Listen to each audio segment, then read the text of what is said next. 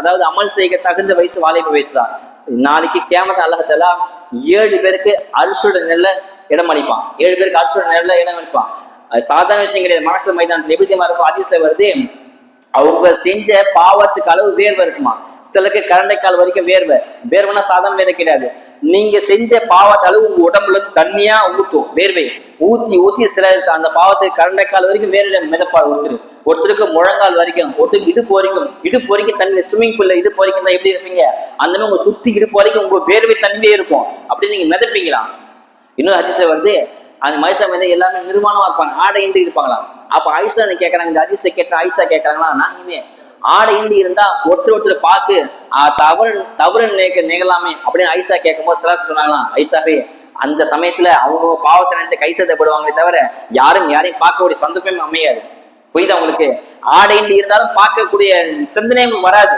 எல்லா ஆண்கள் பெண்கள் ஆடை இன்றி மைதானத்தில் இருப்பாங்க, ஆனா யாரையும் நம்ம பார்க்க மாட்டோம். ஏன்னா அவ்வளவு கடுமையான உஷ்ணம். அந்த விஷயத்தை புரிதுக்கான இந்த ஹதீஸ் சொல்றேன். அவ்வளவு வேதனை, அவ்வளவு நமக்கு என்ன ஆகுமோ, என்ன கிடைக்குமோ, நரகம் கிடைக்குமா, தீர்ப்பு என்ன ஆகும் சொல்லி எல்லாரும் அவங்க செஞ்ச பாவத்தை நினைச்சு கை சேர்த்தப்பட்டு இருப்பாங்களாம்.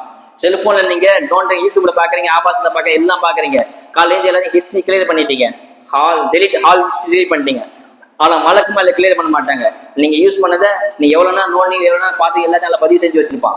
ஹிஸ்டரி நீங்க டெலிட் பண்ணிடலாம், உலகத்துல செல்போன் டெலிட் பண்ணிடலாம். ஆனா நீங்க பார்த்த ஹிஸ்டரி டோட்டல் டேட்டா எல்லாம் சேவ் பண்ணி வச்சிருப்பான்.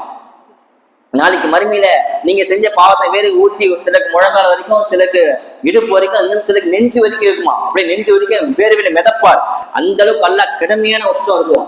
அந்த நேரத்துல அல்லாஹ் 7 பேருக்கு தன்னுடைய நிழல கொடுப்பான். அரிசி சொன்னா அல்லாஹ்வுடைய சிம்மாசனம், அந்த சிம்மாசனுக்கு எல்லாம் நிழல கொடுப்பான். ஹதீஸ்ல வருது.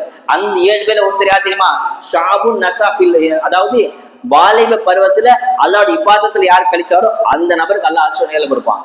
அந்த ஒரு பருவம் தான் நம்ம பருவம், டீனேஜ் பருவம். இந்த பருவத்துல நல்ல அமல் செய்யணும். எவ்வளவு விஷயம் இருக்குது. நம்ம சிரஞ்சு போய் இருக்கிறோம். சில பேர் சொல்லுவாங்க, டே எல்லாம் வயசானா பாத்துக்கலாம் அப்படின்னு. பார்க்கக்கூடிய நேரம் கிடையாது. மவுத்து எப்போ வேணா வரலாம், யாருக்கு வேணா வரலாம், எப்படி வேணா வரலாம். ஒண்ணு நைட்டு தூங்கி இருப்பாரு, காலை பார்த்தா வஃபாத் ஆயிருப்பாரு. உடனே நைட் இஷாத்துல ஒரு காலை பார்த்தா, நேற்று நைட்டு தானே பார்த்தேன், காலை வஃபாத் ஆயிட்டாரு.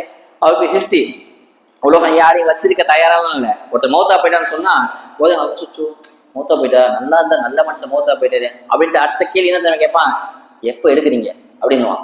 உலகத்தை வச்சிருக்க தயாரா இல்ல. நானே மௌத்தா போயிட்டேன், வீட்டுக்காரனா வீட்டாலாம் சொல்லுவாங்க. அடுத்த செகண்ட் எப்போ மைத் எடுக்கிறீங்க, அவர் அஜர்த்து, அவர் அமித்ஷாக்கு பயணம் பண்ண நல்லா பேசுவாரு, நல்லா அதெல்லாம் கணக்கு கிடையாது. அந்த மையத்தை எப்ப எடுக்கிறீங்க, உன் பேரு அப்துல்லாவா இருக்கலாம், அமீனா இருக்கலாம், என்ன வேணா இருக்கலாம், ஆனா அவர் மௌத்தா போயிட்டா அவர் பேர் மையத்து தான். எப்ப அடுத்த செகண்ட் எப்ப எடுக்கிறீங்க. உலகம் யார்